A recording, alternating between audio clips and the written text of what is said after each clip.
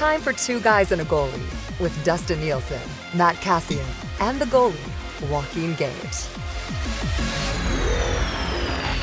Well, happy holiday Monday, everyone. It is another episode of Two Guys and a Goalie brought to you by our presenting sponsors over at CoolBet.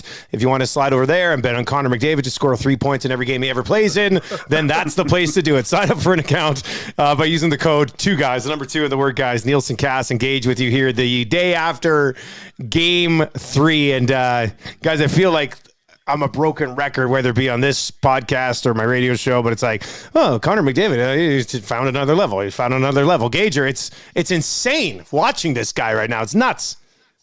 Well, it's the fact that we just keep saying it. It's got to be mind-numbing to people that don't get a chance to see him on a regular basis. I tried to be cheeky with Toronto fans last night because they were saying how I don't know what some people were saying, but they were saying, oh yeah, he's good in playoffs, but he wasn't the best player in the regular season. And I just mentioned because of these late games that Toronto people, and in correlation with the Oilers' bad starts, they didn't get to see McDavid's brilliance from periods 2 and 3. So they only watched the first. There's not a lot of sandpaper out east, so probably quick to bed. You know, it's already late out there on a Saturday. Get it up Sunday, Bed Bath Beyond if they have time, things like that. But they didn't get a chance to see what he is, and now they're actually seeing it, and it's absolutely ridiculous to see what all the commentators are saying. What I love best is the dummying of defensemen that Connor is doing, and the crowd's reaction, like it's like a sick burn, like it's like a constant roast out there. They're like, oh, it's not a joyful, yeah, it's like, oh, did he look bad? Like it's almost feeling sorry for people at this point. Unbelievable game. Again, I have to say it, let's not get too horny. The Flames did suck last night, but the Oilers were dominating for 2 periods. Yeah, it's like when a guy playing basketball breaks somebody's ankles and the guy falls down and everybody's just like, oh, that's what it's like, right, Cass? Yeah. Absolutely. No, and I will, Gager, to hop on what you said right at the end there, we haven't seen the best from Johnny Gaudreau and Tkachuk yet. Yeah. And I think one of my comments in the post-game show yesterday was I don't think Sutter's used them well. Like, I don't think the last 2 games, I don't think he's used them well. And if he utilizes them better, I think they could be a lot more dangerous because this Calgary team still has depth. They're still scary. The series is far from over, but it was really fun and really encouraging to see, and a great win at home. I tweeted about it, and then I saw a couple tweets about it. I think it was, producer from TSN, Connor Halley, like made a comment about, the MVP, like how Connor's making everyone that didn't vote for Connor as MVP or as, for the Hart Trophy, making them look ridiculous. And one of the guys from out east was, but when I see Matthews do this, score 60 goals and have an almost Selke type season, I'm like, well, number one, he didn't have a Selke type season. Otherwise he'd be winning the Selke. Number two, no, like I'm sorry. I watched enough Toronto games. Like Matthews, best goal scorer in the league right now. He's a sniper. Yeah, best goal scorer in the league. I have zero problem saying that because it is 100% true. But it is nowhere close. Austin Matthews cannot take over a game like Connor McDavid did the past 2 games. Like, they couldn't do anything. And at the speeds, it's ridiculous. Anyways, yeah. So enough of that. I could go on that all day about how much better he is because he really is. But what a fun game, guys, that was. Yeah. Like what a difference when you score first and they had some jump and they didn't let Calgary get into it early, so the fans were in it just from the drop of the puck to the end of the game. Like everybody was in it. It was awesome. So what a great game for Edmonton. Now they just have to be ready for the push because Calgary is going to know that Edmonton smells a little bit of blood, and they're going to come out and I think they're going to try to absolutely run Edmonton. Like that's going to be their game plan. It's like, you know what, these guys are going to try to outspeed and outskill us. So we got to slow them down, and how we're going to slow them down is by hitting them. That's what we're going to see, especially Edmonton's defensemen. They're going to have to weather a little bit of a storm here because I think Calgary next game is going to try to absolutely pummel them. Man, I got so many things to discuss coming out of just what you guys said. Cass, I do want you to take us a little bit further in on the usage of Gaudreau and Tkachuk, and how do you think Sutter can use them in a better way? Because you said you haven't liked how he used them so far.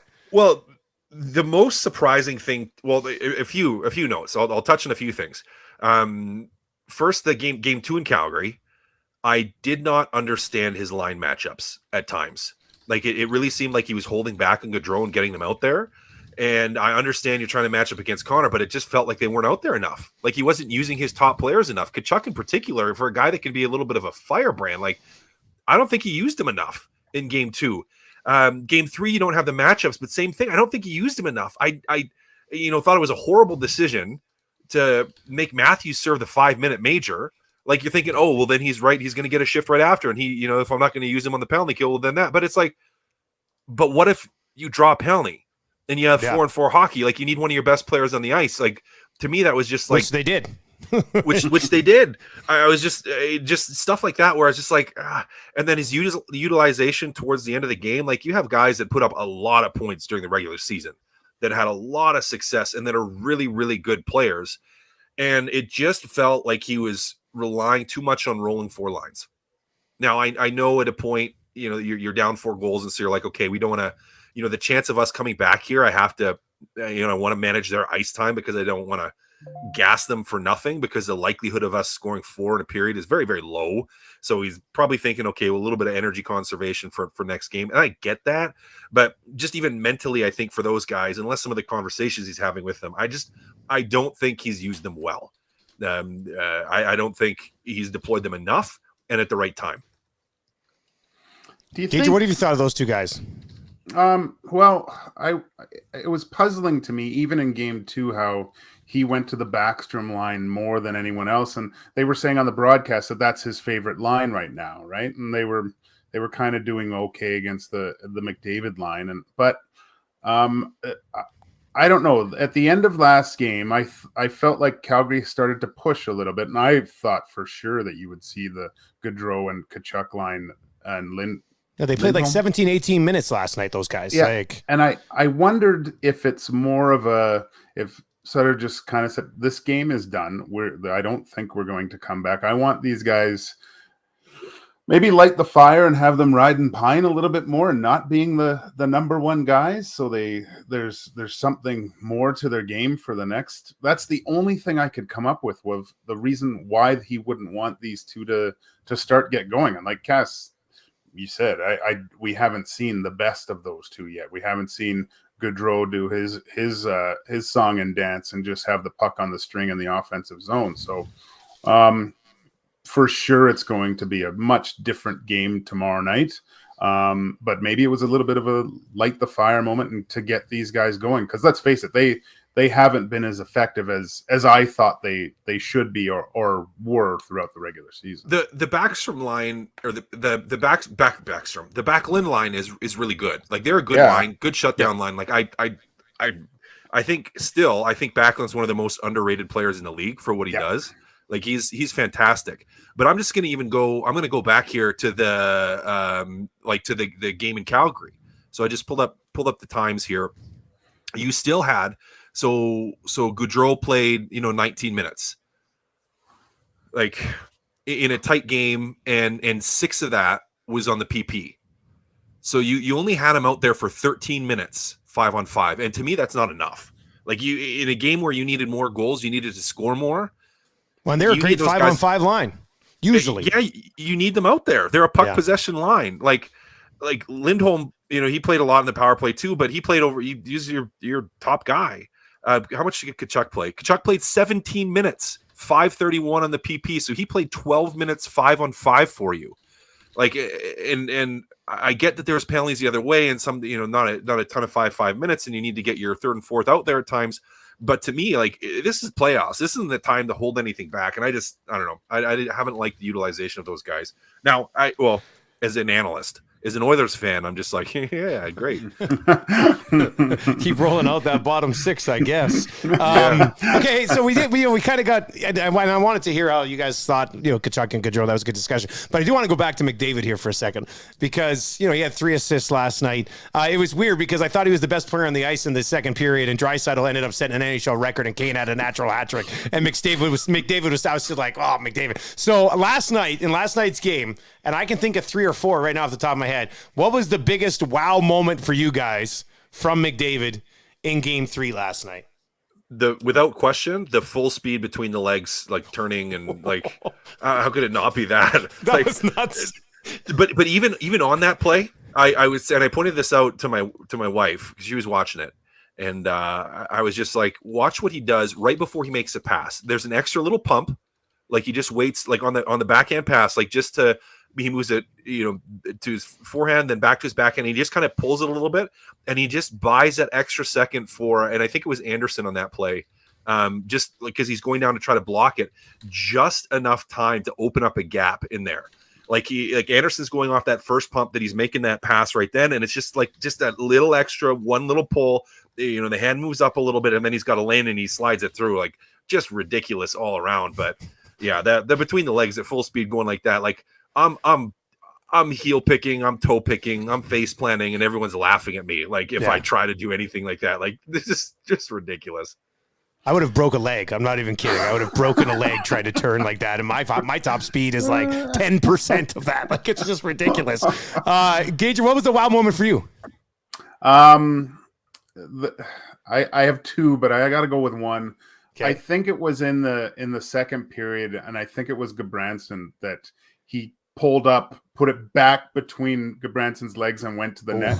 They didn't score, but again, that was the fans were like, it was an embarrassed cheer at that point, right? And you're almost just laughing out loud at that point. You're almost just laughing. It was crazy. And the other one was the stripping of the puck for, was it Stone for on the kind of almost icing there down towards the corner, almost on the ice. Yeah, that was just absolute, and getting the scoring chance, and then the roar of the crowd, and see, like, if you still have this game recorded, go back and just look.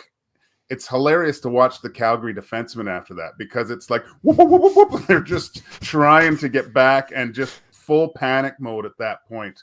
I'm glad that the game didn't get too out of hand, because no one likes to get embarrassed, and I'm just waiting for the 2-hand chop on McDavid after doing something like that to someone. They might have to. You wonder if some of those bottom 6 guys, if Sutter's thinking like, you know what, maybe we try to get him on the hand and we take a 4-minute double line or something. He was, hunting on that one time, and then McDavid saw him coming just in time early in the game and put him out. Like, Tkachuk's gonna be looking for that blind side thing. It's what he does. That's gonna become it. And you know what? It was funny on that 5-minute power play late. I don't know if you guys go back and watch the first 15 seconds of it.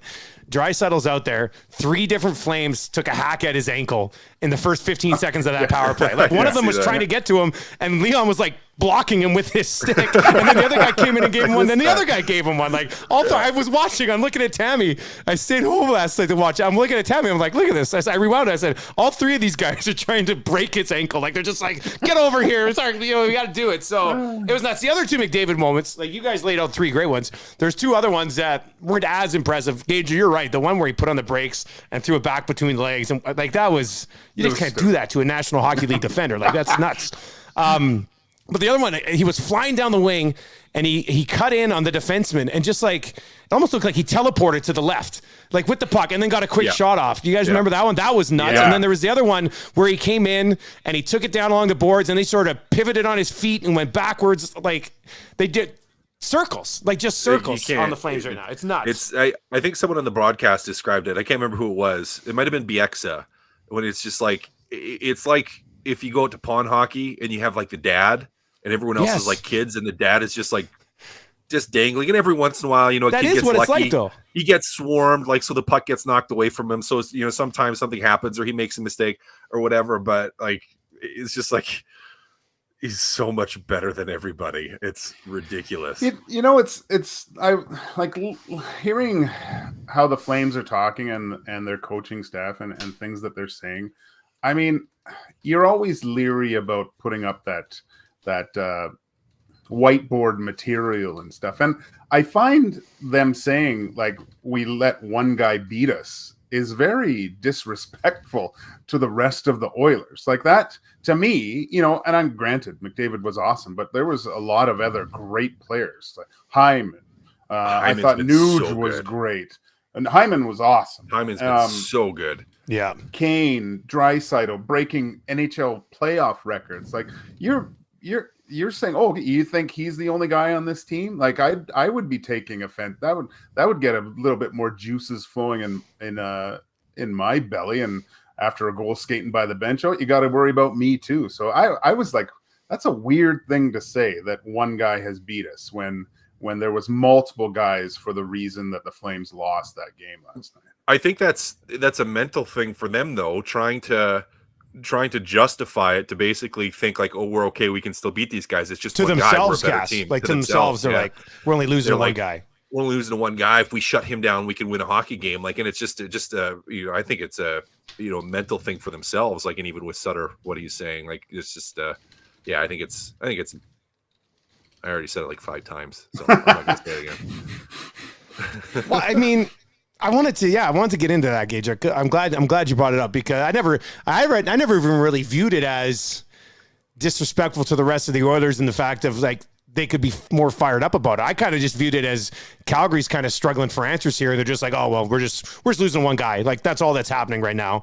And look, we just spent the first 15 minutes of this episode talking about that one guy, but you guys laid it out. I mean, there's a lot more going on here than just 97. And I just wonder if Calgary can find those answers, Cass. Like, what do you do? Do you just have to, like, if you're going to lose, like, they're not going to. I'd be very surprised if the Calgary Flames the rest of the way in this series outscore Connor McDavid when he's on the ice. So do you just have to go out and focus on beating the rest of this team? Like, is that their plan of attack? What do you do here? Even or better against Connor.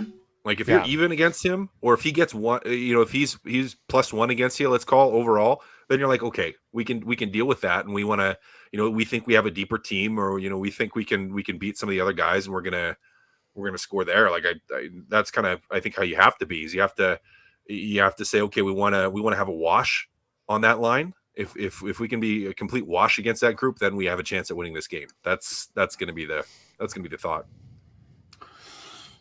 Yeah, I mean, I said it, it's going to be a completely different game tomorrow night. The Flames were so flat. I hadn't seen them play that poorly, really. And I watched a lot of that Dallas series, and they had way more jump. So great crowd last night. That was something to do with it. That anthem, man, when they all start singing "Oh Canada," there's chills going through everything. Like, that's crazy. What a great thing to happen last night. That was so cool. So, but in saying that, yeah, it's going to be a battle, and it's good because I think this series is just so good because they're both in the exact same positions that they were in their previous series, right? So Flames were down 2-1. Oilers were up 2-1. Who's going to learn from their past mistakes on how to come back and do things like that? So this is gearing up. Like we said, I think for sure this thing's going to go 7.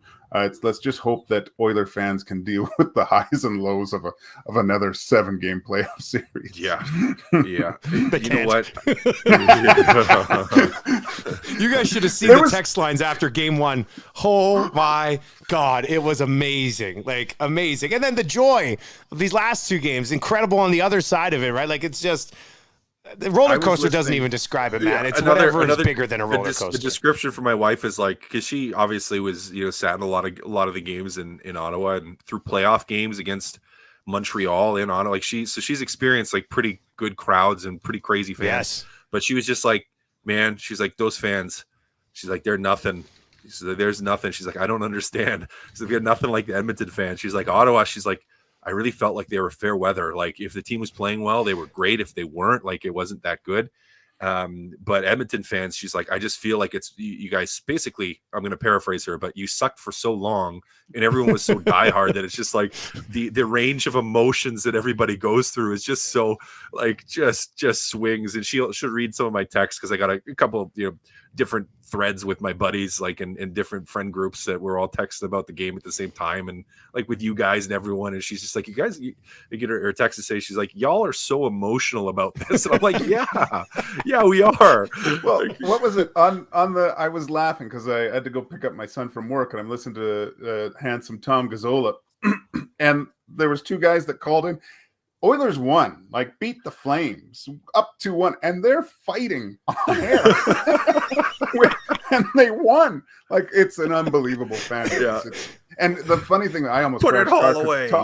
Tommy was like dying laughing. Guys, we won! I just couldn't believe it. So it's so funny, man. What a fan base. It's a good time. There's no doubt about that right now. People are loving it.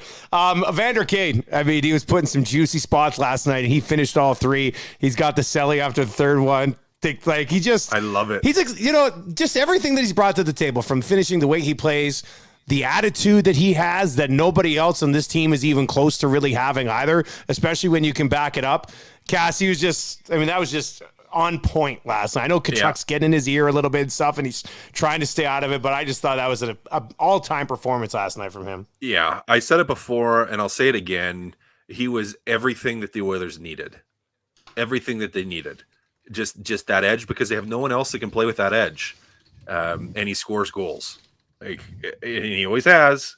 Now, I know there's the off-ice stuff that can get him into some trouble and can cause some issues in the locker room stuff where he's had issues in the past with things, but if he's on his best behavior, which he is right now, and if he's playing, which he is right now, man, he's an incredible hockey player. Like there's not many guys in the league that can play like him. Kachuk kind of has that a little bit, like where he's got a lot of offensive upside. Now Kachuk's more a ratty style than just I'm going to run you over style. But that similar type of guy, like a guy that walks the line a little bit with how he plays. But yeah, he was fantastic yesterday, and great finishes. Like you give him those chances and the pucks in the net, and that's again everything that Edmonton needed from a player. So he's been stellar this whole playoffs. I mean, he was stellar during the season too. He's been fantastic. It's like you mentioned it, Cass. The one thing, I mean, the off-ice stuff, whatever. Everything seems to be going great, but even what's really surprised me with him is the discipline on the ice too, right? There's no, if he gets hit, there's no slashes or, punches to the back of the head, getting that second call for a penalty. Like he has really done a great job of taking a number, looking at it, and then punishing that guy if someone took liberties with him. That's what really impressed me, because I thought watching him in the past, there was kind of a little bit of a hothead moment where if he was hit where he thought it was unjust, there would be a retaliation. His discipline level is on another level. The way he's handling that type of stuff, and even with getting into it with Kachuk, I think he's on the line, but he's not crossing it. Right? It's a perfect balance. Yeah, good point, Skager.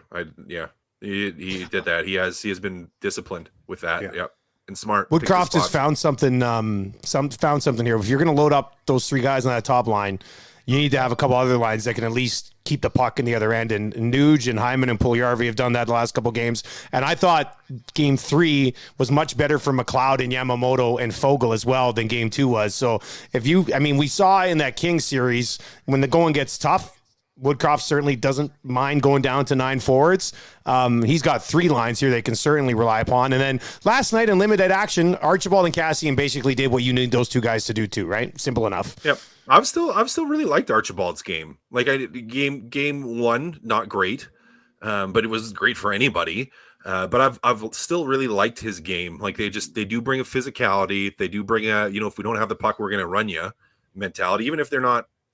Archibald doesn't run people over, but he at least is hitting guys and slowing them down, and they know that he's going to be, like a little, like a cricket or a fly or whatever. It's like one of those annoying things that just keeps coming back and, nipping at you, like at your heels the whole time, like an angry little Yorkie.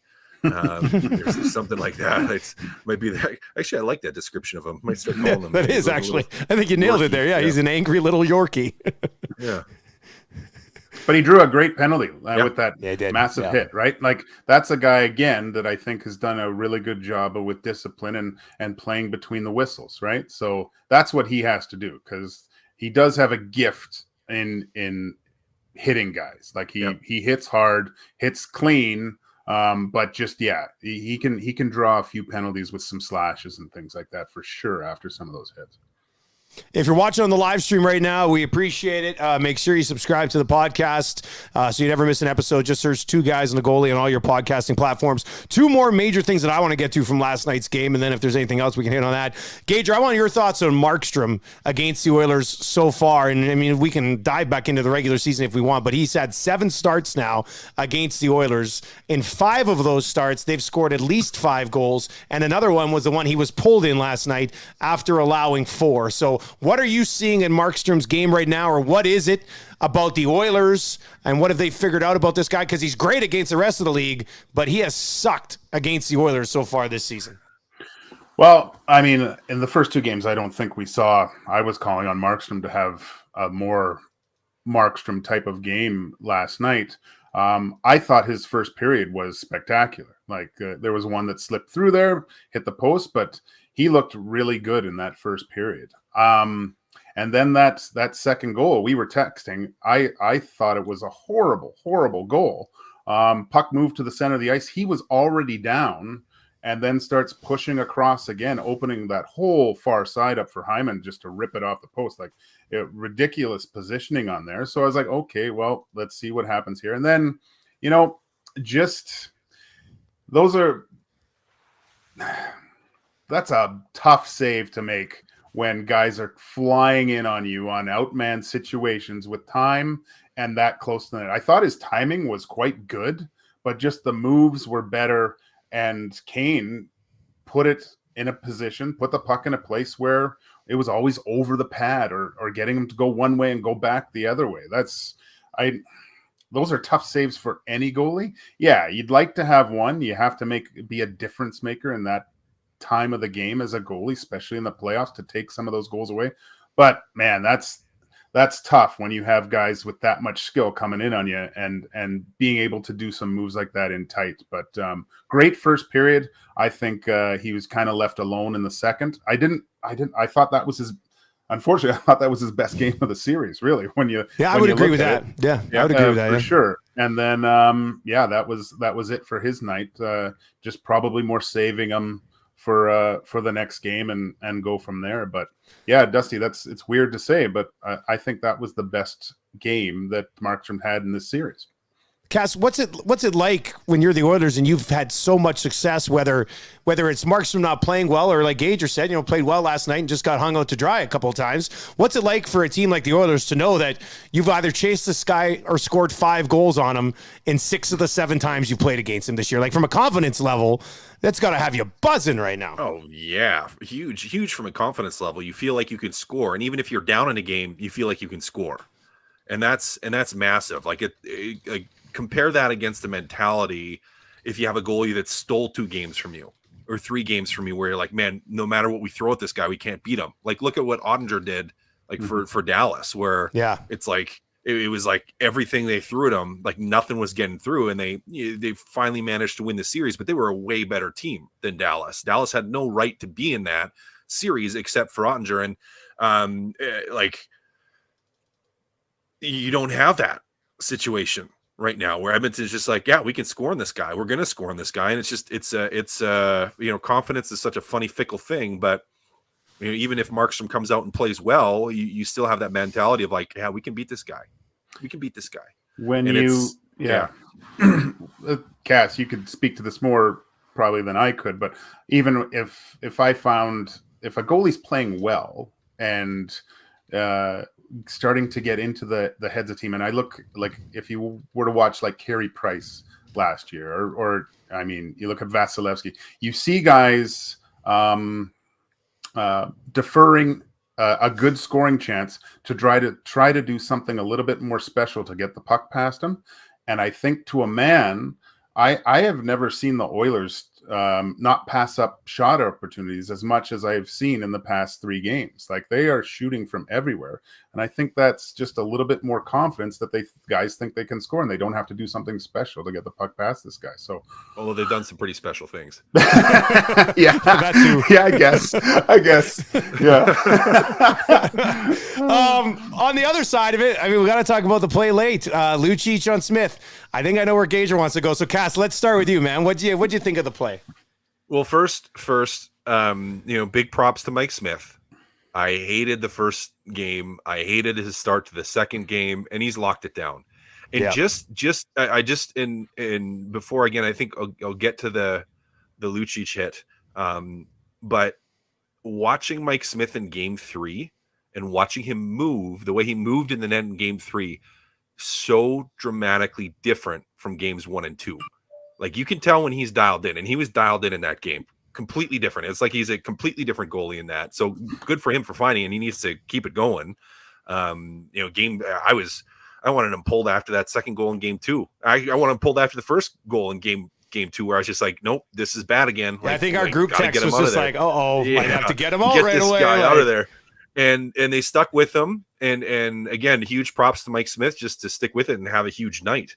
So for the Lucic hit, to me, it was like a situation where I don't think when he was skating at him, when he was skating in there to pressure him, he wasn't planning on hitting him. Wasn't the initial plan. But I think it got to a point where Mike Smith held onto the puck, and Lucic was like, well, I'm going to hit him anyways. Like, I'm not going to be able to fully stop. I'm going to take a penalty anyways because I'm going to bump him, and it's going to, so I might as well make it worth it. So I'm going to let up a little bit, not enough to get suspended, not enough for it to be crazy. Like, I turn my feet a little bit and slow down, but I'm going to give him a good bump here. So, and that's what happened, in my opinion. I was just kind of like, well, he's trying to make a statement, try to do something. Knew he was going to take a penalty, so he was like, if we're going to take a penalty, I might as well make it worth it and give this guy a little bit of a bump. Gager, same thing. Yeah, I mean, as goalies, listen, Sutter was right. If Lucic wanted to bury him, that would have been like 4 to 6. He would have buried him. Decades. Yeah, he would have absolutely buried 4 to 6 decades. He would have been out, right? You do see Luch try to slow up at the time, but the thing that made it look, there's 2 things that made it look bad. Mike Smith didn't really see him coming. Okay, he knew someone was coming, and the second is goalies don't expect to get hit, and we're not. It's a skill that's not practiced. So it was a combination of Luch being a big guy with speed, getting a bit of a bump, but in a kind of a vulnerable position and you're not expecting to be hit. It did look a lot worse than it was. I thought. Is it a penalty? For sure. You can't be just skating in and reckless abandon on a goalie and hitting him into the boards like that. 5 in a game, I think I would have to say, yeah, the refs did play the score and the time. I think at that time of the game, they're like, let's just get him out of here and let's get him out. Let's not have this. Let's not have him come back out and something weird happen. Let's just because at that point, just to keep it under wraps and not have everything go out of control. But yeah, Mike Smith, again, I think there's another guy that's shown discipline with certain things, getting bumped. Yeah. Like if you look in years past, that guy, he would get right back in a guy's face, right? And just like you said, Cass, really focused, really good. I have to say the play that he made on the Hyman goal, unbelievable. Catching it, playing it up. Boom, catching everyone, and you heard, I believe it was... that was that goal. He caught it and then threw it up right away. Yeah, that's right. I forgot about that. That's how that play started. Yeah. Unreal play, and you don't get that from many other goalies except for a guy like Mike Smith. Because he's looking for it, right? Like a lot of guys just grab that, okay, that's enough, get out of trouble here, and he's got to get things going, Dusty. I know it's a double-edged sword with that. It is a double-edged sword. Yeah, it is. Sometimes it works. It's like Black Panther. I could see it backfiring at some point in this series too. Right, like it's it's just that's how he is. That's how it is. Yeah, that's how it is. So you live with the good, but you know what? I don't know if it was Kachuk or in the post game interviews. They said they got to make better dumps. Like he is causing their forecheck to not be as effective because the freaking guy goes and stops the puck on the wall. You know how hard that is? Like along the wall, like up top. It's ridiculous. His skill level with his stick. It's It's pretty impressive. Yeah. But How about when he They're came gonna- back they're gonna- out after when they called the timeout and he came out, they good shot of him coming down the hallway. People were just losing their going minds. nuts. It was awesome. But they, you know what? It's funny. They showed even Calgary fans standing up and clapping. Yeah. Right. So that was pretty classy move by. a Sucked bunch to of be people taken out of the from game in Calgary. that situation. You're right. I mean, Yeah. on the play itself, at full speed, like when it first happened, I was like, "Holy shit!" Like, come on. And then Yeah. you see the replay, and there's initial bump, and then Lucic does sort of follow through a little bit as he's falling over little. himself, right? Yeah. And then Smith That's what I covers said. He up knew he because was he gonna knew take a Archibald in the penalty. pile was coming on, right? Like, Yeah. what's that, Cass? Actually, I was going to say it's because he, like, again, Lucic, I said that. Lucic knew he was going to hit him. He bump knew he him. was getting it anyway, right? He So knew he's he was just gonna like, bump him. So he's like, whatever, might as well make it worth it. it. Yeah. Smart play by Smith, though, like just to cover up in that situation and to the discipline to put, I guess his health and safety ahead of his emotions. With no helmet in that on, moment. right? So With no helmet on, just to be like, I'm at the bottom of a pile here, like just protect myself, make sure I don't get kicked in the face with anything, because that's the danger. Is like not even so much an elbow or anything, but you don't want to get the old skate blade to the face. Wouldn't feel very good. So Cool scar though. it would be a cool cigar. sick scar. Okay, so I think we've hit everything from Game 3. Is there anything that we haven't hit from Game 3? I think we covered Game 3 pretty good here. Gage, was there anything else? I think we got her. No, I think that's we've done enough. Dusty. Yeah, I just love Okay, so- Hyman. I just got to say it again. Yeah. Hyman's Okay, just been yeah. so good. He's been so good, and we focus a lot on Draisaitl and McDavid and Kane because they were so good last game, even better than Hyman. But Hyman is just from a playoff standpoint and playoff style, like just the holding the puck, smart in the offensive zone. Like I think you nailed it. I was Smart. great. I Very was going to smart. ask you guys this last night. If Hyman stays in Toronto, do they get past the Lightning in the first round? Oh, Possibly. buddy. That's a great That's question. I was gonna tweet that out, but I thought I'd just save it for the podcast. They're dead already, Gager. They're dead already. Wait for the towel, man. Okay, let's do this then. Because, Cass, you mentioned Game 4, going to be a different game. Expect Calgary to come out physical. One of the things that Woodcroft talked about prior to Game 3, he talked about scrum discipline and not doing anything stupid in a scrum. I've noticed sometimes where they've passed up some things that could have led to a scrum, and I've been like, why aren't you doing that? And then, I hear Woodcroft talk, and he goes, we want to be a disciplined team, so you don't want Cassian and Archibald, or anybody for that matter, starting stupid shit. So if Calgary comes out in Game 4 and wants to muck this up a little bit, Cass, what's going to be the key for the Oilers in Game 4? What do you think? Keep it between the whistles. Keep it between the whistles. I mean, the biggest key is going to be for the defenseman to deal with the pressure. Like that's going to be the key to winning that game. Is if they're going to try to just run you, you got to be moving the puck efficiently, quickly, make good decisions with it, and then just keep playing between the whistles. Don't let them suck you into stuff. Don't let them suck you into stuff. Like you want to beat Tkachuk, you want to beat his rattiness, beat him on the scoreboard. That's really where it is. Is like just stay out of it. Obviously, if something like the Lucic on Smith happens, you got to get in there. You got to protect your guys. Of course, wolf pack mentality, stick together out there. But if no one's in any immediate danger, just get out of it. You don't need anything. What's the point? Like, and if you start something, and let's say McDavid's on the ice or Draisaitl's on the ice, and all of a sudden everyone's in there. I mean, as you pointed out, and I missed that, like guys taking swings at his ankle, like you don't think someone's going to try to give a little bit of a nudge, try to pull him, try to twist him to see if something happens. Like You got to go back and watch the first 15 seconds of that. No, I power gotta play. say, it's I gonna might be record it and fun. put it Yeah, out. I swear to God, he was like a sword fighter defending his ankle as they were trying to get at it. It was classic. Gager, what about Game 4 for you, buddy? What's the key? Yeah, I think that's one of the keys is between the whistles, because if you look at certain players on the Flames, Tkachuk, Rasmus Anderson, those guys feed on kind of that, a little bit of that rattiness and getting under. There's a few guys on that team that do that. their Yeah. opposing players. So by eliminating their ability to get under the other team's skin, that makes them a little bit less effective. They're already good players, so we're going to see much better games from Tkachuk, I'm sure. But yeah, I would definitely, being a disciplined team in those situations only helps the Oilers in that part, because they don't really have that kind of gear, I don't think, with that after the scrums and face washes and things like that. And let's face it, like look what happened in that scrum in LA, right? You can see Tkachuk when he's out against Connor when there's a scrum. Who's he looking for? Yep. He's looking From right behind. for Connor to Yeah. go from behind to Yeah. give him the reverse naked choke or whatever. On another note, how much do you guys think Calgary misses Tanev right now? Oh, massive. big time. Yeah, big time.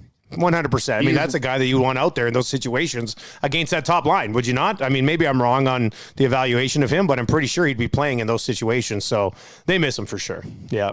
He would be the guy that's sitting there waiting, looking, and as soon as Connor's on the ice, he's jumping on, right? Like that's what they would have going for sure. Yeah. So it certainly hurts that he's not there, but game 4 should be an absolute beauty on Tuesday, and we'll be back, of course, with another episode of Two Guys and a Goalie on Thursday. Thank you to everybody who popped by to check it out today on the live stream, and make sure you subscribe to the podcast as well. And if you subscribe to the podcast, make sure you give us a 5-star rating on Apple Podcasts. That would be great. Cass, I guess we'll hear you on the pregame tomorrow. Gage, you'll be with me tomorrow morning just after 9 o'clock on TSN 1260 as well. So good episode today, boys. Can't wait to see what we're talking about on Thursday. That should be absolutely incredible. I think that there's a watch party tomorrow at Churchill Square, I believe. They were promoting it last night too. Yeah. Okay. So yeah, I'm gonna go down there. So and hoop it up for a little bit in the afternoon. I'm not opposed to having afternoon beers on a Tuesday. It's just, but let's hopefully everyone gets down there, have some fun, cheer, get ready for game 4. At one point, if they make it to the next round, the entire city will be one big watch party, and it'll just be people on the streets, and that's it. If they make it to conference final, dude, like, oh boy, yeah, you might need a new arena after this one because they're going to tear this thing down. Oh boy, it's going to be so. As Mandy said, y'all are emotional about this. Yeah. Well, they got to get two more taken care of here before they get there. So Calgary's going to put up a fight. There's no doubt about that. But we'll see. Connor McDavid might have another level still, so we'll see if that's possible. So if he does, everybody's in trouble. Let's just say that. For Gager and Cass, I'm Nielsen. Thank you very much for downloading, watching. We appreciate the support, and we'll talk to you on Thursday. See you guys. Later, boys.